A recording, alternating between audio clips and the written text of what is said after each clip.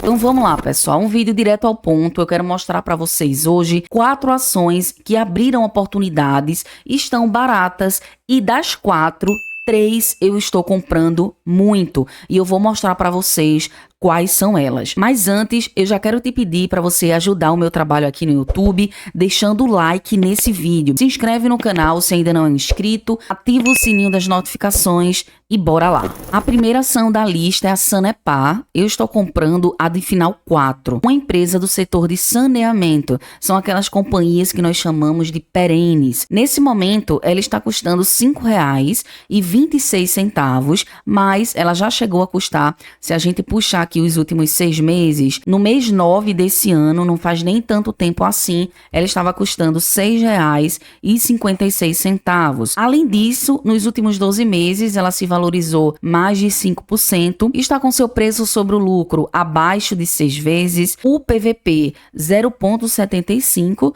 uma companhia que nesse momento está descontada em 25% e o seu dividend yield nos últimos 12 meses, 5,29%. Se a gente for analisar o preço justo de Graham para a Sapri 4, percebam que o preço justo seria R$ 12,48 e o potencial de rentabilidade 137,23%. Além disso, se a gente for olhar os seus múltiplos, principalmente fazendo a comparação da média do setor, observando o PL, por exemplo, nesse momento de 5,31, a média do setor está em 7,60. Ou seja, a Sanepar está operando em um bom PL se a gente comparar a sua média no setor e também um dos menores indicadores desde 2016. Outro ponto também é o preço sobre o valor patrimonial. A média do setor é 1,26. Atualmente, a Sanepar bem abaixo da média do seu setor, abaixo da média da própria empresa e também menor que o PVP do ano de 2023. Múltiplos bastante interessantes e atrativos. Além disso, se a gente for observar o payout da companhia, 30,21%, opera com a margem líquida de 22,12%. Olhando o histórico da margem líquida, que fala tanto sobre a eficiência da empresa, esse valor atual está acima tanto da média da empresa, né, se a gente for observar num panorama geral, quanto também na média do setor. Então a Sanepar, em relação a esses múltiplos fundamentalistas, sai muito bem, né? Tem uma boa imagem, podemos dizer assim, em relação a outras empresas do mesmo setor. Mas claro que há um calo na empresa da Sanepar que faz com que muitos investidores não a comprem. E eu já vou comentar com vocês, né? Se você já investe em outra empresa, por exemplo, Copasa, já sabe o que é que eu estou falando. Mas calma que eu vou chegar lá. Outro ponto importante, falando sobre a rentabilidade da companhia, é que a empresa está com um ROI de 14,18%. Mesmo o valor atual estando com um ROI acima da média da empresa, se nós formos analisar isso, ainda está um pouco abaixo da média do setor. Entretanto, olhando de forma mais ampla, não está tão díspare em relação a essa média do seu setor. Beleza, pessoal? Vamos lá. Outra questão importante aqui, sua dívida líquida sobre EBITDA, uma empresa que não está tão alavancada assim. Perceba aqui comigo, olhando o histórico, que a média do setor para esse indicador é 2,21%. A Sanepar está com um valor abaixo dessa média, um ponto bem importante, fazendo com que a empresa possa ainda expandir mais os seus projetos e fazer novas aquisições para melhorar a empresa como um todo. Falando sobre isso, notem o seguinte, uma notícia bem recente, no dia 21 desse mês, que a Sanepar ela vai investir mais de 11 bi nos próximos 5 anos. E se a gente for observar mais a fundo sobre a matéria, o grande objetivo desse investimento é garantir a qualidade do abastecimento de água e ampliar a cobertura de esgoto na sua área de atuação. Aqui nós encontramos um cronograma mais específico sobre esses desembolsos que a Sanepar vai fazer, né, o desembolso previsto, e num comunicado que a empresa fez,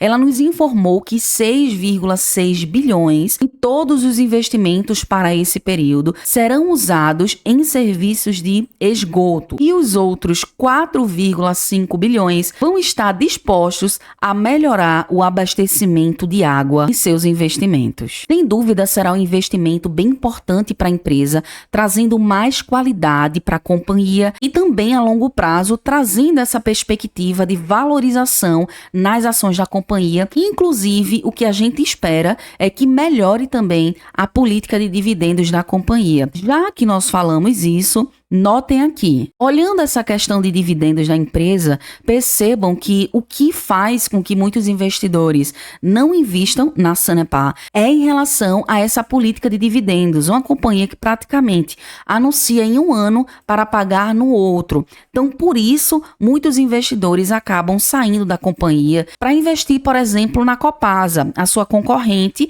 que não tem essa questão de anunciar em um ano e pagar no outro. Como, por exemplo, aqui a gente tem a Datacom, que já se encerrou desde o dia 28/6 desse ano, e o pagamento a gente não tem previsão, né? Está provisionado. Mas, geralmente, se a gente observar todo o histórico, a empresa costuma pagar no mês 6 de cada ano. A data de pagamento, de fato, se dá no mês de junho. Para mim, tá? Isso é muita opinião pessoal. Eu não vejo problema em relação a isso. Na minha carteira eu tenho outras ações que são excelentes pagadoras de dividendos, e quando, por exemplo, eu olho o contexto geral, a Sanepar, nesse pontinho, não seria por si só o grande motivo para tirar da minha carteira uma empresa tão boa quanto essa. Beleza, pessoal? Se a gente for observar ainda as suas receitas e lucros, aqui, ó, um gráfico espetacular.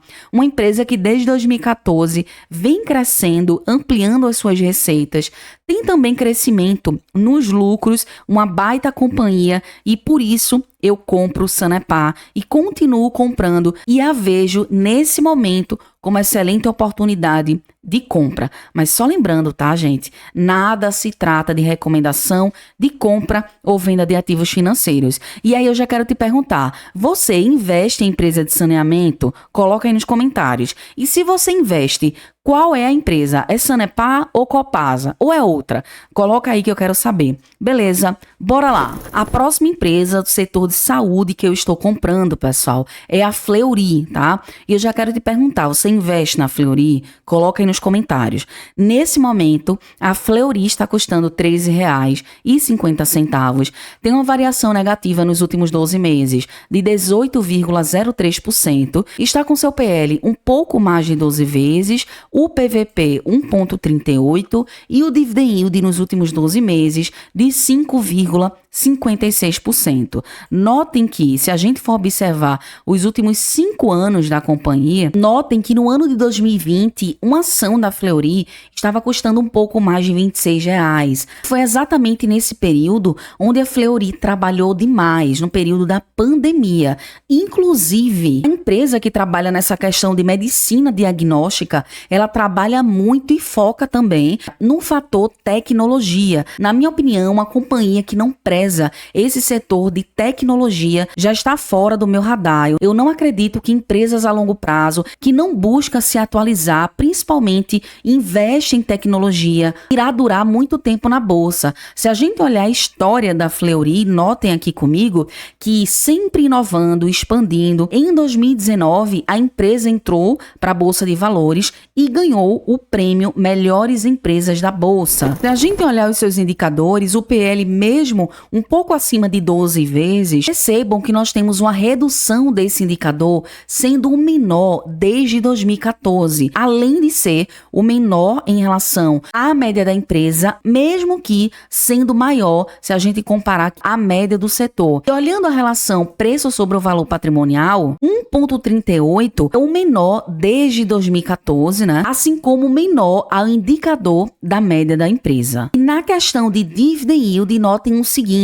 atualmente quase 6% de distribuição, enquanto a sua média do setor é muito baixa, 1,25%. Se mostra bem interessante nessa questão de distribuição e sendo também maior que o ano de 2023. Além disso, a empresa está com payout de 66,94%, uma margem líquida de 8,13%. Se a gente for olhar o histórico, é uma margem líquida acima de 2022 e 2023, uma empresa que vem mostrando que tem essa responsabilidade na questão de eficiência eficiência, além de ter uma porcentagem maior que sua média no setor. Na questão de ROI, também bem interessante, um ROI de 11,48%, maior que sua média do setor. Na questão de lucratividade, nesse último TRI de 2024, o resultado mais recente que nós temos, a Fleury cresce mesmo em um cenário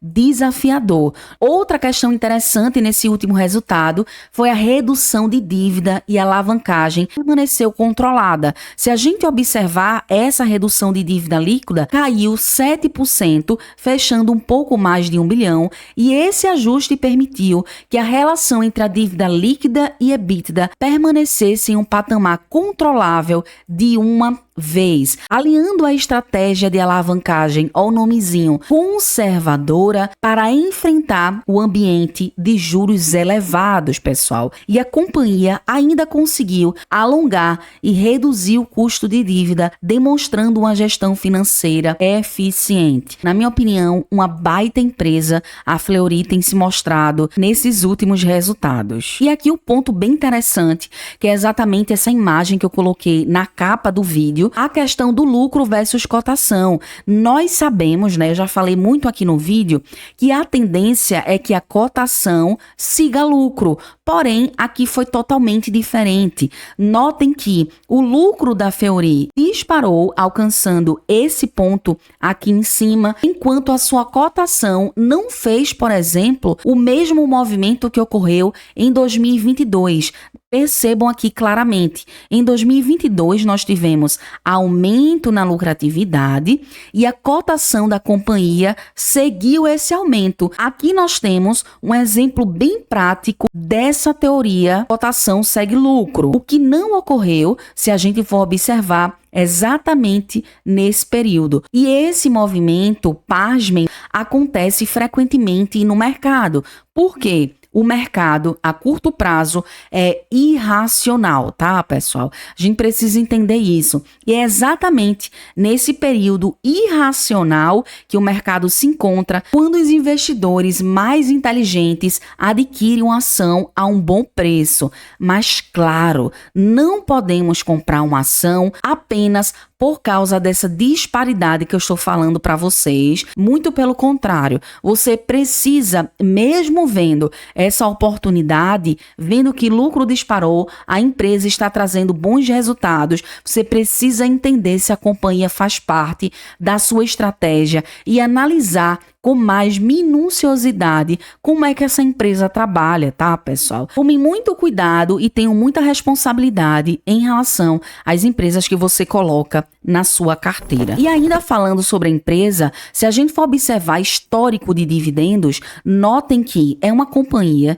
que tem um yield médio em 5 anos de 4,06%, o que não bate a estratégia de Bazin. Por isso, dessa forma, nós não temos margens de segurança. O preço teto para ela é R$ 12,06. Todavia, eu já expliquei para vocês que método de Bazin, pensando em dividendos, é diferente de potencial de rentabilidade quando a gente fala sobre a fórmula de Benjamin Graham. Aqui, pensando nessa valorização, nesse potencial de rentabilidade, o preço justo é R$ 15,68. Então, de acordo com o Graham, sim, é uma empresa que tem potencial de 16,17%. Conseguiram pegar a visão? Então, ó, pessoal, se você chegou até o momento desse vídeo, está gostando do conteúdo e não deixou o like ainda no vídeo, deixa o like. Beleza, vamos lá. E ainda no checklist buy and hold da Fleury, notem que de todos os critérios de uma empresa para comprar e segurar,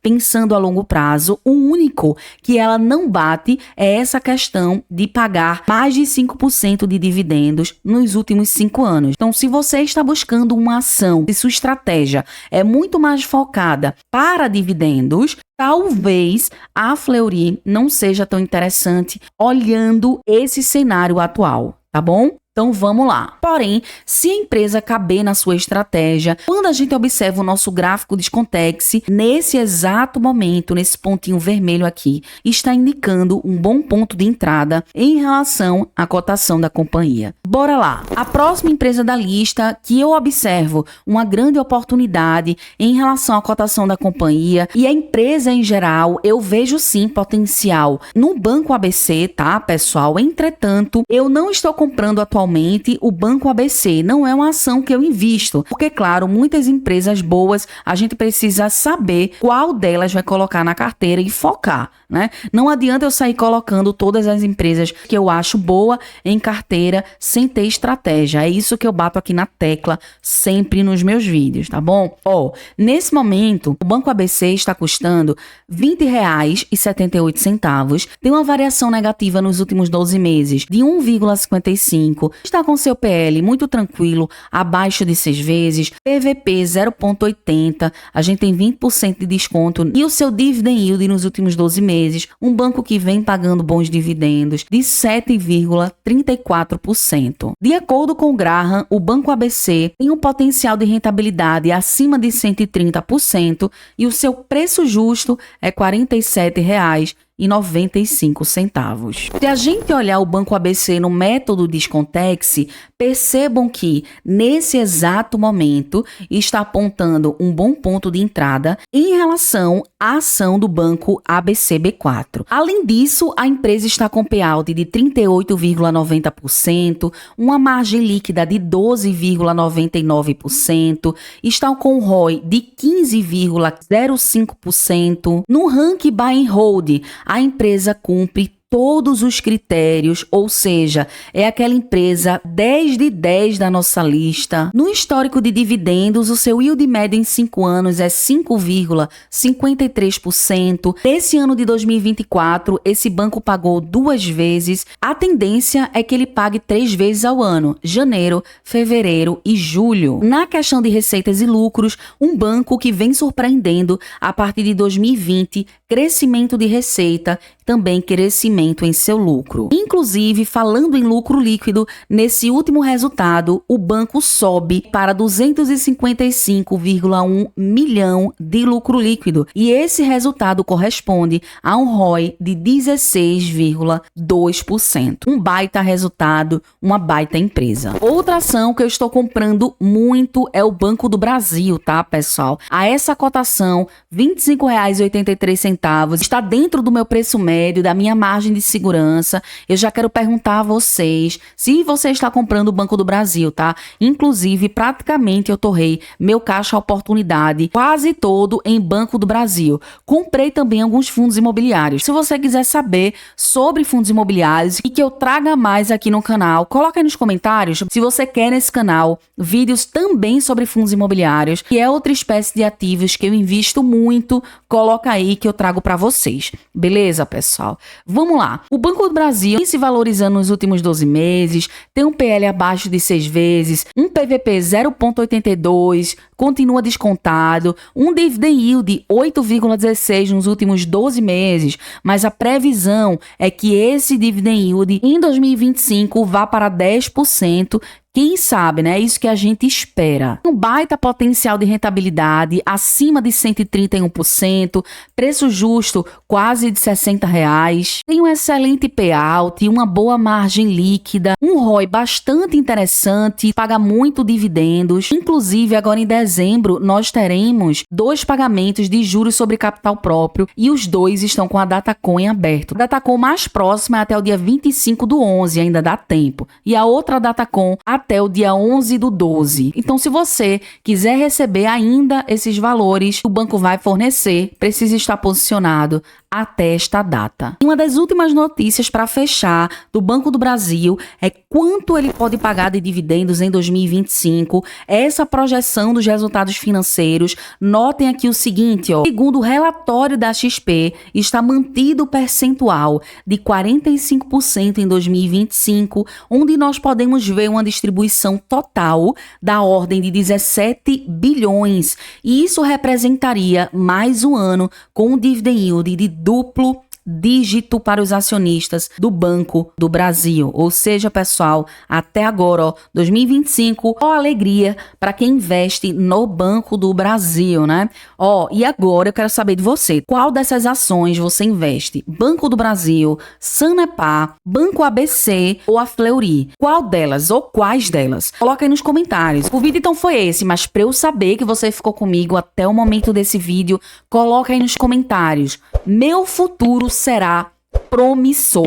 Declara isso do fundo do seu coração. Meu futuro será promissor, tá bom? Um grande abraço, fiquem com Deus, até a próxima e fui!